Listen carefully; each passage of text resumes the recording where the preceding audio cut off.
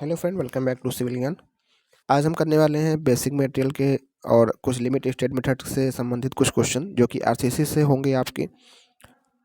और इससे पहले हमारी एक क्लास हो चुकी है जिसमें हमने ALPIQ सीरीज हमारी स्टार्ट है, जिसके अंदर जितने भी प्रीवियस क्वेश्चन है सारे हम लोग यहाँ पे कर रहे हैं। और ताकि हम सीख रहे हैं कि हमारे एग्जाम में किस तरीके से क्वेश्चन आ रहे हैं और हमको किस तरीके से अपनी तैयारी को करना है। तो बढ़ते हैं अपने पहले क्वेश्चन की तरफ। पहला क्वेश्चन है जो कि आपकी आरसीसी का पहला क्वेश्चन है। क्वेश्चन है आपका, the characteristic strength of concrete in the actual structure taken as. तो इस क्वेश्चन का आंसर क्या होगा आपको बताना है। तो जो आपकी करेक्टरिस्टिक स्ट्रेंथ आपकी जो मेरे भाई होती है, जिसको हम लोग FCK कहते हैं, इसको हम लोग क्या करते हैं, इसको कहते हैं करेक्टरिस्टिक स्ट्रेंथ ऑफ कंक्रीट। जो कि आपको जब चेक किया जाता है 28 डेज के ऊपर इसकी स्ट्रेंथ निकाली जाती है, जो भी आपका ग्रेड होता है। जैसे हम बात करें M20 की रेट, तो हम लोग कहते हैं कि ये 20 आपका है, उसकी करेक्टरिस्टिक स्ट्रेंथ को बताता है, जो कि 28 डेज में उसकी स्ट्रेंथ होती है। पर जब एक्चुअल स्ट्रक्चर में हम लोग इसको यूज करते हैं तो होता क्या है कि वहाँ पे कुछ हमको सेफ्टी फैक्टर पे काम करना पड़ता है। जैसे कि अगर जो भी साइज स्ट्रक्चर का साइज होता है उसको अकाउंट फोर करने के लिए हम लोग क्या करते हैं, लेबोरेटरी, जैसे कि मान लो अगर आप चेक कर रहे हो तो लेबोरेटरी में आपके क्यूब का साइज़ क्या होता है, 150 इंटू 150 इंटू 150 का क्यूब का साइज़ होता है। पर क्या एक्चुअल स्ट्रक्चर में इतने साइज़ का कोई आपका फील्ड में यूज होता है? नहीं होता मेरे भाई। काफ़ी इससे बड़े बड़े स्ट्रक्चर होते हैं, काफ़ी लार्जर साइज़ के होते हैं, जहाँ पे अगर आपको पता है कि जब चार्ज आपका बढ़ता है, जब आपकी साइज़ बढ़ती है, जो साइज़ बढ़ने के साथ उसकी स्ट्रेंथ डिक्रीज होती है। तो उस सब को ध्यान में रखते हुए क्या किया जाता है कि इसके जो एक्चुअल स्ट्रक्चर होती है उसमें इसका फैक्टर यूज़ किया जाता है, जो कि 2/3 ऑफ FCK यूज़ करते हैं। तो उसकी जो वैल्यू आती है वो 0.67 FCK निकल के आती है। तो यहाँ पे ऑप्शन नंबर सी आपका राइट आंसर रहने वाला है। क्योंकि आपको पता है, आपने देखा ही होगा, आपने देखा होगा एक चीज़ कि आपको जब 150 इंटू 150 का जो क्यूब का साइज़ होता है यूज करते हो, या फिर आप अपना एक सिलेंडर नुमा अगर आप कोई इफेक्ट यूज करते हो, अगर हम बात करें ये 150 इंटू 150 इंटू 150 साइज़ का क्यूब आपका होता है, या फिर ये 150 डाया और 300 का आपका सिलेंडर होता है। तो यहाँ पे आपने मेरे भाई एक चीज़ पढ़ी होगी आपने कि यहाँ पे क्या होता है, कंप्रेशन कन्फाइनमेंट लगता है। तो यहाँ पे क्रैक विड्थ ज़्यादा लंबी हो जाती है, क्योंकि हाइट ज़्यादा होने से यहाँ क्रैक विड्थ कम होती है। तो कहा जाता है कि क्यूब की स्ट्रेंथ आपकी जो है मोर देन होती है एज कम्पेयर टू सिलेंडर की स्ट्रेंथ। आपने ये भी पढ़ा होगा कि cylinder strength equal to 0.8 times of cube strength, या cube strength equal to 1.25 time of cylinder strength. ये आपने पढ़ा होगा। यही बेस पे आता है, यहाँ क्रैक विड्थ बढ़ जाती है क्योंकि यहाँ पे हाइट ज़्यादा होने की वजह से, तो यहाँ पे इसकी स्ट्रेंथ कम हो जाती है। तो यही बात है कि जब भी हम लोग एक्चुअल स्ट्रक्चर में यूज करते हैं कोई चीज़, तो उसका हम कुछ फैक्टर लेकर के 0.67 FCK आपने देखा होगा यूज किया जाता है। तो ऑप्शन नंबर सी आपका हो जाएगा राइट आंसर। अगला क्वेश्चन है question number second, for construction the maximum size of coarse aggregate is limited to. अगर हम लोग कंस्ट्रक्शन वर्क कोई आपके कर रहे हैं जहाँ पे maximum size of coarse aggregate हमारा लिमिटेड है, तो वहाँ पे कितने साइज़ का आपका होगा, तो वो आपका होता है 20 mm का। ठीक है, 20 mm का आपका होता है। अगर हम बात करें अपने IS कोड 456/2000 में क्लॉज नंबर आप देखोगे 5.3.33 में क्या लिखा हुआ है, वहाँ पे लिखा हुआ है कि मैक्सिमम साइज ऑफ जो कोर्स एग्रीगेट होगा वो never be greater than 1/4 of thickness of member. मतलब जो थिकनेस ऑफ मेंबर होगा उस मेंबर का 1/4। जैसे सपोज मान लो अगर थिकनेस ऑफ मेंबर आपका 100 mm है, ठीक है, तो इसका 1/4 करो कितना हो जाएगा 100 का, तो हो जाएगा कितना 25 mm। तो मतलब आपका जो मैक्सिमम साइज आप कोर्स एग्रीगेट हो 25 mm से आपका ज़्यादा नहीं होना चाहिए। ठीक है, तो ये बातें आपको ध्यान रखनी है। ये भी क्वेश्चन आपसे पूछा जा सकता है, कभी कभी आ जाता है। और मोस्टली जो आप वर्क करते हो आपके 20 mm का साइज में ही आपका वर्क किया जाता है। ठीक है, जहाँ पे अगर आपका फ्लो, जैसे restriction of flow of concrete है अगर सेक्शन में, अगर यहाँ पे कोई रिस्ट्रिक्शन नहीं है तो ठीक है, जैसे लार्जर साइज़ भी आपका यूज़ किया जाता है, मान लो 40 mm का भी यूज़ किया जाता है, आपका 10 mm का आपका फ्लोर वर्क में यूज़ किया जाता है। ठीक है, पर इस बात को आपको यहाँ पे ज़रूर ध्यान रखना है अपने जहन के अंदर। अगला क्वेश्चन है, thermal expansion coefficient of steel. Steel का ये अगर हम बात करें physical properties of structural steel से क्वेश्चन है, तो बेसिक मटेरियल के अंदर एक क्वेश्चन आपका कवर किया जा रहा है जहाँ पे पूछा गया thermal expansion coefficient of alpha. तो इसका आंसर क्या होगा, इसका आंसर हो जाएगा आपका 12 into 10⁻⁻6 and close to alpha concrete. मतलब जो कंक्रीट और जो स्टील का लगभग थर्मल कोफिशिएंट होता है लगभग इक्विवेलेंट होता है। इसीलिए हम लोग इन दोनों को साथ में यूज कर सकते हैं, क्योंकि अगर टेम्परेचर अगर आपका बढ़ता है तो जो स्टील होगी और आपकी कंक्रीट होगी वो सेम मैग्नीट्यूड से, मतलब सेम ही थर्मल के उसके अंदर जनरेट होगा। तो तो मतलब अगर जैसे सेम जनरेट होगा तो उसके अंदर अगर सेम होगा तो उसके अंदर जो वेरिएशन हो पाएगा स्ट्रेंथ के अंदर या क्रैक का, तो वो लगभग रिजनेबल इक्वल होगा, इक्वल मतलब सेम रहने वाला है। तो इस बात को ध्यान में रखते हुए तो यहाँ पे thermal expansion coefficient of steel का 12 × 10⁻⁶ रहने वाला। कुछ और बातें यहाँ पे पढ़ लेते हैं। अगर आपसे कोई क्वेश्चन पूछे कि भैया आप बता दीजिए यूनिट मास कितना होता है स्टील का, तो बता देना कि भैया 7,850 किलोग्राम पर मीटर क्यूब इसका यूनिट मास होता है। अगर आप मॉडुलस ऑफ इलास्टिसिटी के बारे में आपसे कोई पूछे, बताया 2 × 10⁵ मेगा पास्कल या न्यूटन पर mm² होता है। पॉइजन रेशियो के बारे में आपसे कोई पूछे तो बता देना 0.3 होता है। मॉडुलस ऑफ रिजिडिटी अगर आपसे कोई पूछ ले बता देना 0.769 × 10⁵ आपका रहने वाला है। ठीक है, इतनी बातें आपको ध्यान रखनी है। नेक्स्ट क्वेश्चन आपका है the tensile strength of concrete in flexural में आपकी जो टेंसाइल स्ट्रेंथ होती है IS कोड 456 कहता है वो आपकी कितनी होती है। तो आपने एक चीज़ पढ़ा होगा जो कंक्रीट की जिसको हम लोग FCR से कहते हैं। FCR क्या होता है? मॉडुलस ऑफ रप्चर होता है। मॉडुलस ऑफ रप्चर आपका होता है जो कि वैल्यू होती है 0.7 √FC की। तो यहाँ पे ऑप्शन नंबर बी आपका हो जाएगा राइट आंसर। अच्छा, ये मॉडुलस ऑफ रप्चर होता क्या है, कैसे जनरेट होता है? सपोज आपकी अगर ये कोई बीम है, ठीक है, इस बीम के अंदर क्या होता है कि जब जैसे ही फ्लेक्सुरल की वजह से, मतलब आपको पता है फ्लेक्सुरल मतलब बेंडिंग, तो फ्लेक्सुरल की वजह से जैसे ही इसके अंदर कोई भी क्रैक, तो कहा जाता है अगर इसके टॉप फाइबर में जैसे ही पहला क्रैक डेवलप हो, तो जब पहला क्रैक डेवलप होता है उस डेवलप होने के समय उसके अंदर जो स्ट्रेस निकल के आती है, जो आपकी फ्लेक्सुरल स्ट्रेंथ होती है वो आपकी FCR के बराबर होती है।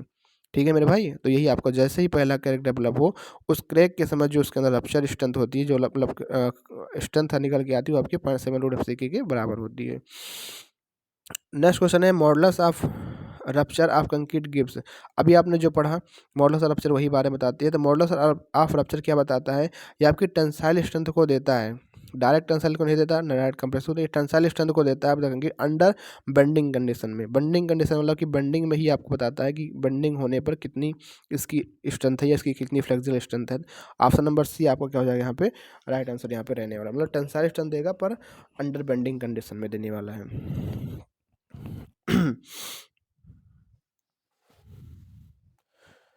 अगला क्वेश्चन आपका है minimum grade of concrete for moderate environmental exposure condition should be. अगर हम बात करें मॉडरेट इन्वायरमेंट एक्सपोजर कंडीशन के लिए मिनिमम ग्रेड ऑफ कंक्रीट कितना होगा? मिनिमम ग्रेड ऑफ कंक्रीट मेरे भाई कितना होगा? अगर हम बात करें तो वो आपका कितना होता है M20, M25, M30 और M35 एंड आपका M40। एक इसमें माइल्ड में, ये मॉडरेट में, ये सीवियर में, वेरी सीवियर में 35 और 50 में आपका M40। यहाँ पे मॉडरेट के लिए पूछा है तो M25 आपका हो जाएगा। ऑप्शन नंबर ए आपका हो जाएगा यहाँ पे right answer. The characteristic strength of concrete is defined as that compressive strength below which not more than, तो 5% ऑफ द रिजल्ट फॉल आपका होता है। तो सी आपका correct answer. Modulus of elasticity of concrete in Newton per square can be assumed as follow where FCK is the characteristic cube compressive strength। तो आपने पढ़ा होगा IS कोड 456 2000 में modulus of elasticity of concrete जो बताई गई है वो 5000 √FC आपकी बताई गई है, मतलब ऑप्शन नंबर बी आपका हो जाएगा यहाँ पे करेक्ट आंसर। आपने एक पढ़ा होगा IS कोड 456 1978 जिसके अंदर ये भी बताया गया है जो कि 5700 √FC के भी आपने पढ़ा होगा, जो कि पहले ओल्ड कोड के हिसाब से था वो। एज पर IS code 456/2000 organic content of water use for making concrete should not be more than, तो ऑर्गेनिक कंटेंट कितना होना चाहिए इस पानी के अंदर जिससे आप कंक्रीट बना रहे हो, तो आपको याद रखना होगा इस वैल्यू को 200 मिलीग्राम पर लीटर। अच्छा, यहाँ पे क्वेश्चन पूछा है ऑर्गेनिक का, तो ऑर्गेनिक कितना होता है 200 मिलीग्राम पर लीटर। अगर आपसे मैं पूछूँ कि इनऑर्गेनिक कितना होता है, तो इनऑर्गेनिक को ध्यान रखना वो आपका होता है 3000 मिलीग्राम पर लीटर। ठीक है, अगर पूछो सस्पेंडेड मैटर कितना होता है, तो 2000 मिलीग्राम पर लीटर आपका सस्पेंडेड मैटर होता है। अगर आपसे पूछो सल्फेट कितनी होती है, तो सल्फेट आपका जो होता है, सल्फेट की वैल्यू कितनी होती है, सल्फेट आपका होता है 400 मिलीग्राम पर लीटर। अगर आपसे पूछा जाए क्लोराइड की वैल्यू कितनी होती है, तो RCC के केस में कितनी होती है 500, RCC केस में कितनी होती है आपकी 500 होती है। अगर आपसे पूछा जाए कि PCC केस में कितना होता है, PCC के केस में, तो आपकी जो PCC वैल्यू होती है इस केस में आपका होती है कितनी 2000 मिलीग्राम पर लीटर। तो इन सारी बातों को आपको ध्यान रखना है, इनमें से कोई ना कोई एक वैल्यू आपसे पूछ लिया जाता है एग्जाम में के अंदर। ठीक है, in a simply reinforced beam if the permeable stress in concrete reach earlier than the permeable stress still in the beam section called। इसमें बहुत लोगों को कन्फ्यूजन होता है कि भैया इसमें अंडर रीइंफोर्स में होगा, ओवर रीइंफोर्स्ड होगा कि बैलेंस सेक्शन होगा। देखो पहली बात, जो बैलेंस सेक्शन होता है, बैलेंस सेक्शन में बहुत ही सिंपल सी बात है कि इसके अंदर जो आपकी स्टील होगी और इसके अंदर जो आपकी कंक्रीट होगी, दोनों साथ साथ अपने परमेबल स्ट्रेस पे पहले पहुंच, मतलब दोनों साथ साथ साइमल्टेनियसली, अगर स्टील अपनी सिग्मा सीबीसी को अचीव कर रहा है तो स्टील भी अपने सिग्मा एसटी को अचीव करेगा, मतलब दोनों में सेम मतलब साइमल्टेनियसली अपने परमेबल स्ट्रेस से पहुंचती हैं, तो ये आपका बैलेंस सेक्शन होता है। अच्छा, ये है under reinforce section. Under reinforce section का मतलब क्या होता है, आप समझो हिंदी में कि आपकी इसके अंदर स्टील की मात्रा कम है, ठीक है, स्टील की मात्रा कम है और कंक्रीट की मात्रा ज़्यादा है, ऐसा मतलब समझने के लिए बता रहा हूँ कि स्टील आपकी कम है और कंक्रीट मान लो कम है, तो जो चीज़ कम होगा तो वही तो सबसे पहले अपने फेलियर की तरफ पहुँचेगा। तो अगर स्टील अपने परमेबल स्ट्रेस से पहले पहुंच रही है तो इसका मतलब क्या हुआ कि स्टील में फेलियर पहले आ रहा है। तो अगर स्टील फेल होगी तो स्टील कैसा मटेरियल है, डक्टाइल मटेरियल है। तो जब इसके अंदर डक्टाइल मटेरियल है तो ऐसे तो है नहीं कौन चट फेल हो जाएगी, नहीं, ये आराम से फेल होती है, पहले कुछ डिफ्लेक्शन को दिखाएगी और उसके बाद जा करके फेल होगी। तो इसलिए कहा जाता है कि जब अगर आपकी स्टील, जैसे क्वेश्चन पूछा if the permeable stress in concrete reaches, लेकिन यहाँ पे अलग चीज़ पूछा है क्वेश्चन में, पहले इसको समझ लेते हैं। स्टील अपने परमेबल स्ट्रेस अगर पहले पहुँच रही है तो अंडर रीइंफोर्स सेक्शन होगा। अब बात करते हैं ओवर रीइंफोर्स सेक्शन के।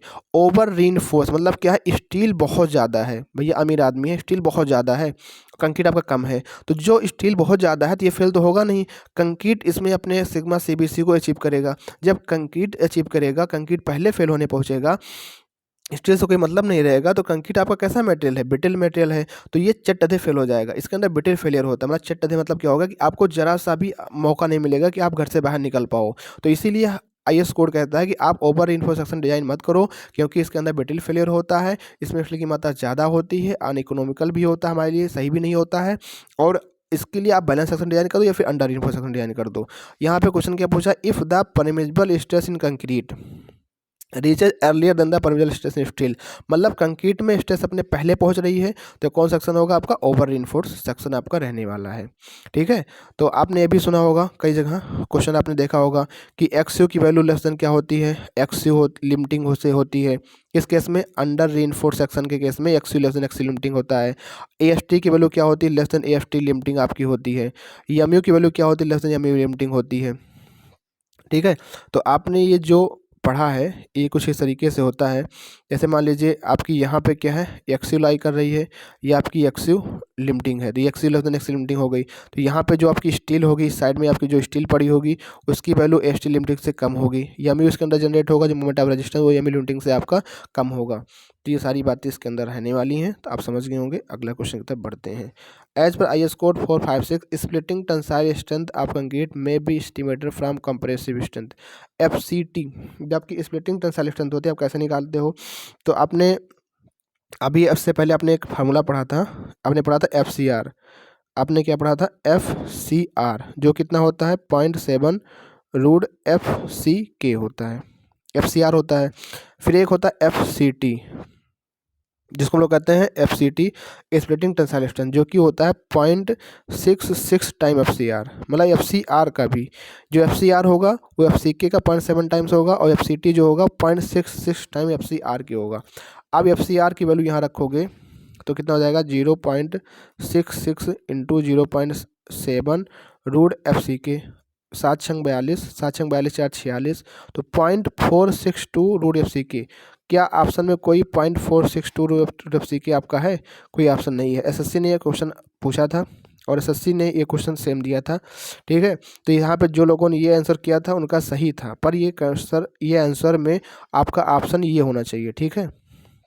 तो ये डिलीट भी हुआ होगा, इसमें सबको नंबर 1 मिला होगा, ऐसा क्वेश्चन भी आ जाता है कई बार। तो यहाँ पे 0.462 आपका राइट आंसर रहने वाला है, ठीक है। पर यहाँ पे कोई ऑप्शन ऐसा मैच नहीं कर रहा है। एज पर IS कोड, ये IS कोड कह रहा है कि option of test data approximate value of total strain of design में भी टेकन एज। तो आपको पता है कि जब ऑप्शन ऑफ टेस्ट डेटा होता है उस केस में 0.0003 हम लोग लेते हैं। अच्छा, क्वेश्चन एक पूछता है कि आउटर मोस्ट कंप्रेशन फाइबर पे कितना स्ट्रेन आता है, तो याद रखना 0.0035 आता है। यहाँ पे क्या होता है, greater or equal to 0.002 0.7 FY/ES आता है।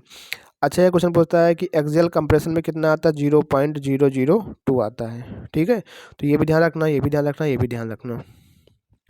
If the area of tension reinforcement provided is less than that required for balance action, then RCC beam is called। अगर आपका AST less than AST limiting है तो आपका क्या हो जाए, वो अंडर रीइंफोर्स सेक्शन होगा। ऑप्शन नंबर सी यहाँ पे जो होगा आपका वो राइट आंसर, आपका करेक्ट आंसर जो है आपका रहने वाला है। नेक्स्ट है mild steel use in RCC structure. Mild steel अगर आपकी यूज की जा रही है स्ट्रक्चर, उसका कोड क्या होगा, तो IS कोड 432 होता है। 1786 किसके लिए होता है, हाई यील्ड स्ट्रेंथ डिफॉर्म बम HOST बार के लिए आपका होता है।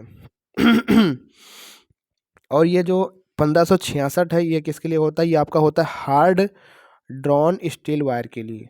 और आपका जो IS कोड 2062 होता है ये आपका स्ट्रक्चरल स्टील के लिए होता है, ठीक है, ग्रेड A के लिए। Minimum quantity of cement content needed in 1 metre cube of reinforcement concrete which is expose to sea weather condition. सबसे पहली बात मिनिमम क्वांटिटी पूछा सीमेंट की, तो आप कंडीशन लिख दीजिए mild, moderate, severe, very severe और फिर आपका एक्सट्रीम। तो याद रखना इसमें होता है 300, इसमें भी 300, इसमें 320, इसमें 340, इसमें 360 आपका होता है। तो सी वेदर कंडीशन पूछा है, तो सी वेदर कंडीशन कौन सी होती है, तो आपकी होती है सीवियर कंडीशन। इस कंडीशन में कितना आपकी वैल्यू है, 320 है। तो मिनिमम तो 320 चाहिए, पर क्या ऑप्शन में कोई मिनिमम 320 के आसपास है, नहीं है कोई 320। 300 तो कर ही नहीं सकते क्योंकि मिनिमम 320 चाहिए। तो अब ऑप्शन में 350 ही राइट आंसर आपका बचता है, क्योंकि यहाँ पे ऑप्शन तो होना चाहिए 320, पर ऐसा ऑप्शन है नहीं। 200 कर नहीं सकते क्योंकि मिनिमम ही हमको 320 चाहिए। 200 तो हम लोग किसी हाल में नहीं कर सकते। 250 भी नहीं कर सकते क्योंकि मिनिमम ही हमको 320 चाहिए। 300 भी नहीं कर सकते, 320 से तो अधिक ही होगा, इससे कम तो नहीं होगा। तो 320 अधिक में 350 का जाएंगे, ऑप्शन ए यहाँ पे हो जाएगा। जब कभी ऐसा क्वेश्चन आ जाता है तो हम लोग ये ध्यान रखना, ये मिनिमम होता है, ना कि आप लोग मैक्सिमम सोचो। अब बहुत लोग 300 आंसर करेंगे, नहीं 300 नहीं मेरे भाई, ये मिनिमम सीमेंट कंटेंट होता है। Mild condition 300 minimum cement content होता है, मिनिमम सीमेंट कंटेंट होता है, मिनिमम सीमेंट कंटेंट होता है। 320 चलिए 360, ठीक है। और जो ठीक है, coefficient of wind resistance of a circular surface कितना होता है। सर्कुलर सरफेस के लिए जो विंड रेजिस्टेंस होता है वो आपको याद रखना है 2/3 होता है, ये IS कोड का है। और फार स्क्वायर और रेक्टेंगुलर सरफेस के लिए 1 होती है, और आपका जो सिलेंड्रिकल शाफ्ट वगैरह होती है उनके लिए 0.5 से लेकर के 0.75 के बीच में होती है। Percentage of steel for balance design of a singly reinforced rectangular section by limit state method depends upon. तो आपने एक चीज़ पढ़ा होगा कि कंप्रेशन फोर्स बराबर टेंसाइल फोर्स, जहां आप करते हो 0.36 FCKB XU limiting equal to 0.87 FY into AST limiting. यहाँ से आप जब निकालते हो तो AST निकल के आता है जो कि 0.36 FCKB XU limiting divide by 0.87 FY into B into D करके निकालते हो, तो एक लास्ट में फॉर्मूला निकल के आता है 41.38 into FCK divide by FY into XU limiting divide by D। तो यहाँ पे आप देखोगे जो आपका FPT लिमिटिंग इसे कहते हैं, जो PT लिमिटिंग की वैल्यू होती है वो FCK और FY पे डिपेंड करता है। तो यहाँ पे कैरेक्टरिस्टिक स्ट्रेंथ ऑफ कंक्रीट और यील्ड स्ट्रेंथ ऑफ स्टील, इन दोनों बातों पे आपकी वैल्यू डिपेंड करती है। तो 37 का A और B आपका सही होगा। बहुत से लोग इसका answer geometry of the section भी बताते हैं, पर मेरे भाई XU लिमिटिंग बाई D जो होता है वो किसका फैक्टर होता है, वो आपका स्टील का ही फैक्टर होता है। क्योंकि आपने पढ़ा होगा FE 250, FE 415 और FE 500 के लिए ये वैल्यू होती है 0.53D, ये वैल्यू होती है 0.48D, ये आपकी वैल्यू होती है 0.46D। ये किसके लिए FE 250 के लिए, मतलब XU लिमिटिंग बाई D की वैल्यू होती है। तो ये भी आपके कहीं ना कहीं स्टील ऑफ ग्रेड पर डिपेंड करता है। तो ये आपका हो जाएगा A और B आपका यहाँ पे राइट आंसर। नेक्स्ट क्वेश्चन आपका है question number 38। Partial safety factor for concrete and steel are 1.5 and 1.15 respectively because. आपको ये बताना है कि कंक्रीट और स्टील में कंक्रीट का हम लोग 1.5 क्यों लेते हैं, स्टील 1.15 क्यों लेते हैं, ऐसा क्या कारण है। क्योंकि control of the quality of concrete in एड not good that of steel. Steel जो होती है आपकी वो लेबोरेटरी के अंदर बनाई जाती है, वहाँ पे कोई ऐसा भी एक्सपोजर कंडीशन नहीं होता, कोई इन्वायरमेंटल कंडीशन उसको हार्मफुल नहीं करता, इसीलिए वहाँ पे फैक्टर ऑफ सेफ्टी अगर हम कम लेंगे तभी काम चल जाएगा। पर कंक्रीट हमारी आपके जो है ओपन टू एटमॉस्फेयर या फील्ड में काम किया जाता है, यहाँ पे हमारा क्वालिटी कंट्रोल उतना अच्छे से नहीं हो पाता, इसलिए उसमें फैक्टर ऑफ सेफ्टी ज़्यादा लेकर चलते हैं। 39 आंसर है आपका, assumption that the plane section normal before bending remain normal after bending is called. जो आपका ये plane section before bending remain plane even after bending, इसका मतलब होता है कि ये आपका WSM और LSM दोनों में यूज किया जाता है। इसका मतलब क्या होता है, जैसे मान लो अगर कोई आपकी बीम है, इसके ऊपर लोड आया, तो आपका मान लो ये सेक्शन है, ये सेक्शन पहले था, ठीक है। उसके बाद जब इसके ऊपर बेंडिंग कंप्रेशन होगा तो ये कुछ इस तरीके से ये यहाँ पे आ जाएगा, ये आपका यहाँ पे आ जाएगा, ये आपका यहाँ पे, आपका यहाँ पे, इसके अंदर कुछ इस तरीके से आपका हो जाएगा। तो ये जो बात कर रहा है कि मतलब जो सेक्शन पहले था रिमेन प्लेन रहेगा, ये आपका बाद में प्लेन ही रहेगा, इसके अंदर कोई वार्पिंग कंडीशन वगैरह जनरेट नहीं होती है। ये WSM और LSM दोनों के लिए बातें की जाती हैं। क्वेश्चन नंबर 40 है, while estimating a reinforced cement structure the omitted cover of concrete is assumed. तो IS कोड 400 में आपको ये वैल्यू मिल जाएगी, जहाँ पे at the end of reinforcing bar जो आपका होगा वो 15 mm और twice the diameter of the bar से कम नहीं होना चाहिए।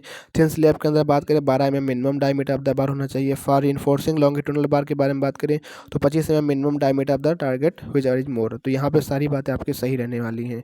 तो आई होप आप समझ गए होंगे कि किस तरीके से आपको काम करना है। ये आपके 20 क्वेश्चन थे, हमने डिस्कस किए RCC के, आप सभी को समझ में आया होगा। अब नेक्स्ट हमारा क्लास होगी जिससे हम लोग RCC के क्वेश्चन को डिस्कस करेंगे। और आप ज़्यादा से ज़्यादा इस क्लास को शेयर करिए, और आज की वीडियो कम से कम आप लोग 10 लाइक ज़रूर करके जाइएगा, ताकि हमको भी मोटिवेशन मिले क्लास को आगे फर्दर कंटिन्यू करने के लिए। सोचते हैं बहुत कुछ करने के लिए, पर आप सभी का सपोर्ट नहीं मिल पाता, इसलिए क्लासेस बंद हो जाती हैं। थैंक यू, जय हिंद, जय भारत।